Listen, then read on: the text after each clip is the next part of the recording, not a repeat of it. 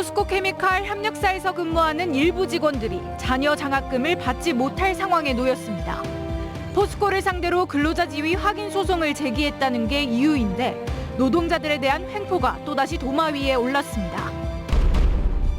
지방자치의 일환으로 추진되는 주민총회가 주목을 받고 있습니다. 주민들의 마을의 사업을 직접 결정해 참여 열기도 뜨겁습니다. 고흥 해창만 어류 집단 폐사 사건에 대한 원인 규명 작업이 시작조차 되지 않고 있습니다. 이런 상황에서 고흥군이 태양광 패널 공사에 대한 재개 명령을 내려 또 다른 논란을 불러오고 있습니다. 한국과 중국이 수교를 맺은 지 올해로 30년이 됐습니다. 경제 등 여러 분야에서 파급 효과가 큰 만큼 광주와 전남도 중국과의 교류 협력을 강화해야 한다는 목소리가 높습니다. 안녕하십니까. 수요일 밤 여수 MBC 뉴스데스크입니다. 지난해 포스코가 사내협력업체와 상생을 위해 지원하기로 한 자녀 학자금을 근로자 지위 확인 소송을 제기한 직원에게 주지 않아 논란이 있었는데요. 최근 계열사인 포스코케미칼에서도 이 장학금을 두고 같은 일이 생겨 논란이 반복되고 있습니다. 첫 소식 유민호 기자가 취재했습니다. 포스코케미칼 협력업체에서 25년째 일하고 있는 직원입니다. 다음 달부터 대학생 자녀를 위한 장학금을 받을 수 있어 기대가 컸지만 최근 지급을 보류하겠다는 소식에 근심이 커졌습니다. 이런 저희한테는 청천벽력 같은 소리입니다. 지금 당장 학자금 대출을 금융기관 어디에서 받을란가 연차를 쓰고 찾아봐야 될 그럴 상황입니다. 포스코케미칼은 지난 5월 포항 본사에서 협력업체 18개사와 공동근로복지기금 출연 협약식을 열었습니다. 동반성장 차원에서 8대2로 함께 기금을 조성하고 임직원 자녀에게 연간 10억 원 규모 장학금을 지원하기로 한 겁니다. 규정에 따라 근속 1년만 넘으면 혜택을 받을 수 있었지만 돌연 지난주 기금 임시이사회에서 제동이 걸렸습니다. 협력업체 직원도 포스코 소속임을 확인해달라는 소송을 제기한 직원에 대해서는 장학금 지급을 유보하겠다는 겁니다. 지난 3월부터 법적 다툼을 시작한 포스코케미칼 협력업체 직원은 광양에 있는 3개사, 노동조합원 총 172명입니다. 상생이란 기금 설립의 취지를 이행할 수 있는지 우려된다는 건데 두 노조는 장학금 지급을 틀어지고 소송 취하를 압박하려는 의도라고 주장합니다. 노동자로서 정당한 권리를 찾기 위해서 소를 제기했던 거였고 조합원들은 좀 많이 흔들리고 있죠.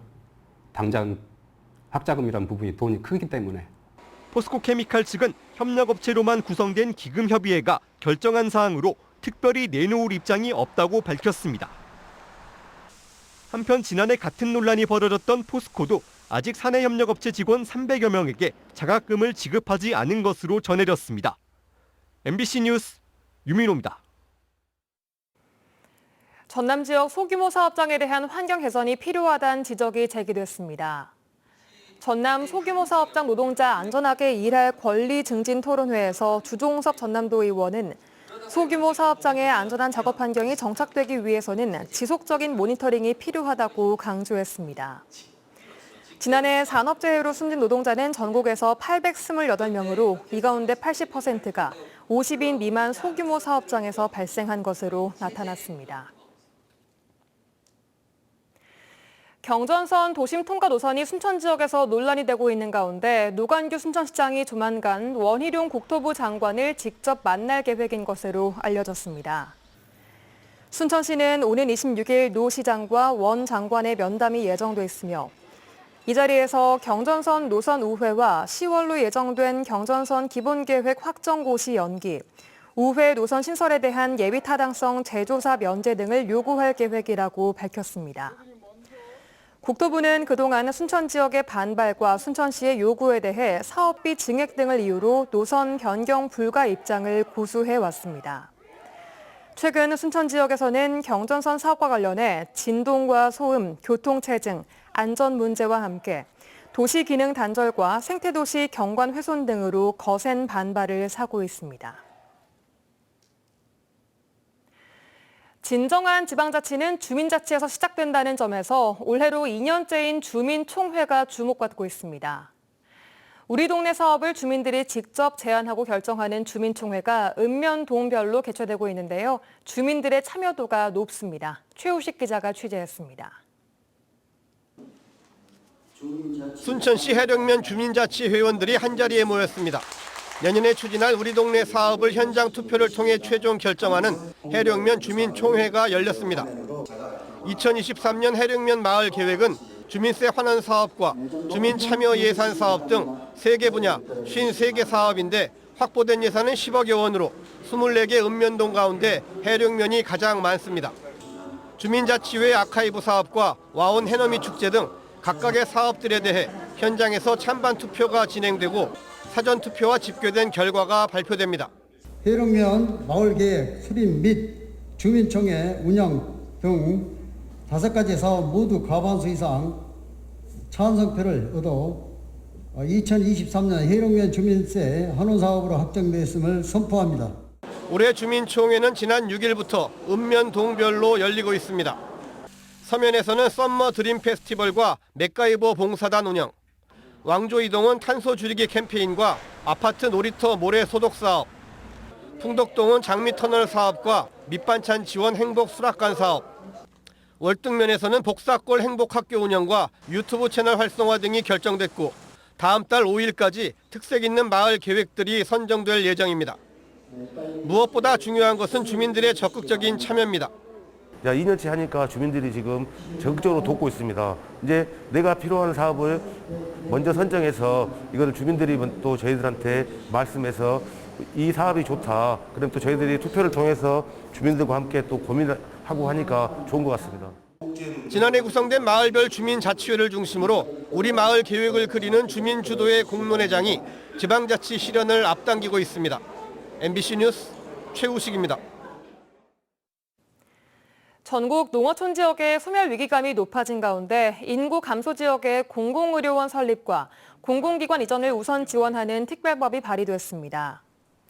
김승남 의원이 대표 발의한 인구 감소 지역 특별법 개정안은 공공의료원 설립과 신증축에 대한 예비타당성 조사를 면제하고 공공기관의 지방 이전 대상지로 우선 고려하는 등의 내용을 담고 있습니다.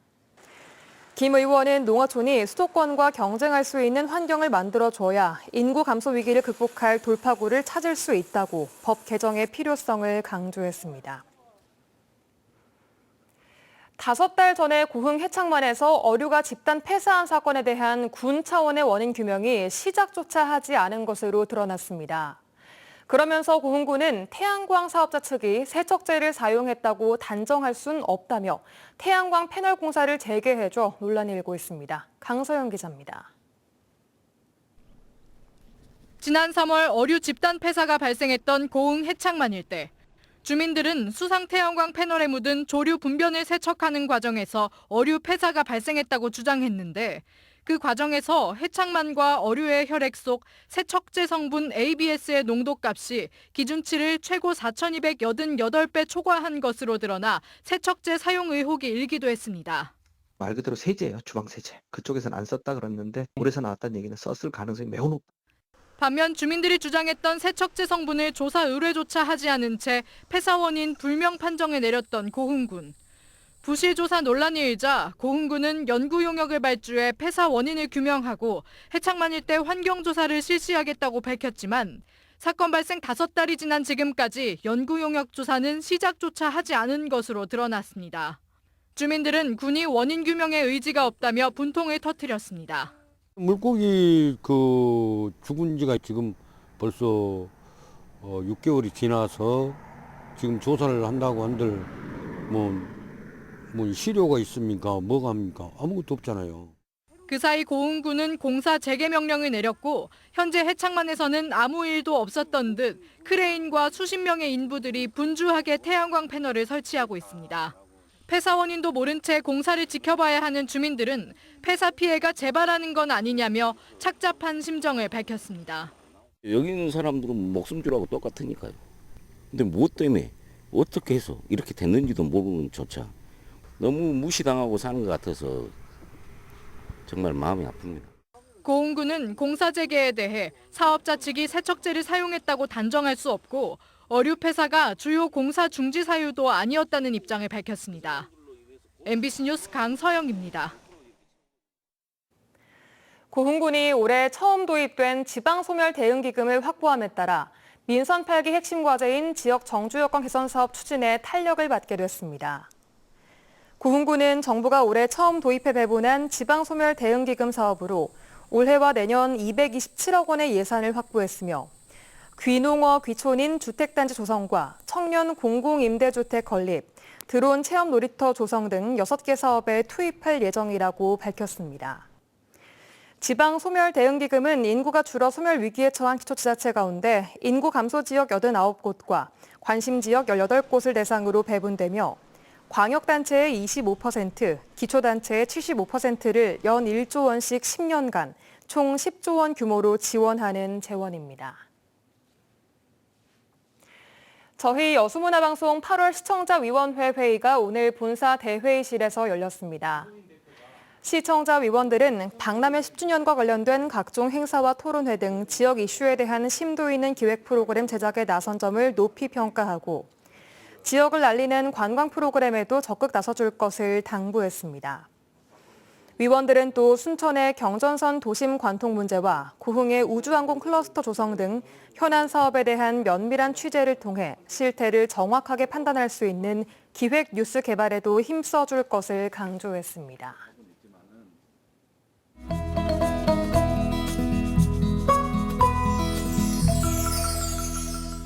출근길에 잠시 내렸던 빗방울은 이내 소강 상태에 접어들었습니다. 대체로 흐린 날씨 보인 가운데 최고 기온은 어제보다 1도 정도 낮았습니다. 내일도 대부분 지역이 흐릴 것으로 예상됩니다. 내일 아침 동부 지역 날씨는 최저 기온 21도로 시작해 최고 기온 29도 안팎으로 오늘과 비슷하겠습니다. 강주 22에서 29도, 목포는 23에서 28도 분포 보이겠습니다. 예상되는 바다의 물결은 먼바다 포함 최대 1.5m고 바람은 초속 6m에서 11m로 비교적 강하게 불겠습니다. 여수 만조 시각은 아침 8시 4분, 간조 시각은 새벽 2시 19분입니다. 이번 주는 구름 많은 주말 이후 다음 주 화요일 오후부터 비 내리겠습니다. 아침에는 비가 내리지 않더라도 출근길에 우산 챙겨가시면 좋겠습니다. 지금까지 AI 날씨였습니다.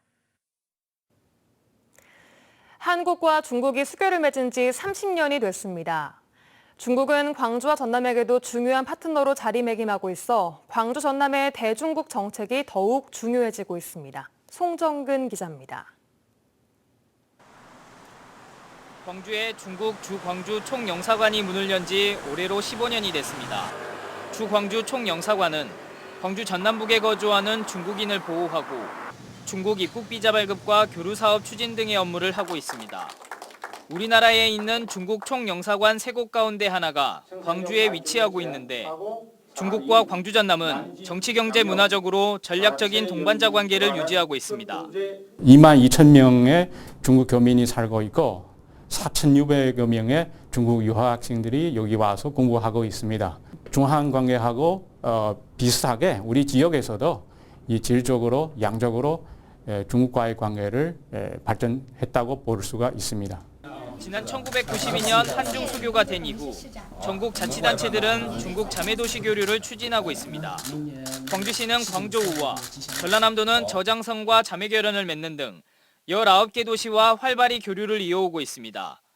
전남은 국제협력관시를 중심으로 우호 활동을 강화했고 전남의 농수산물과 공산품을 중국으로 수출해 지난해 112억 불의 수출액을 달성했습니다.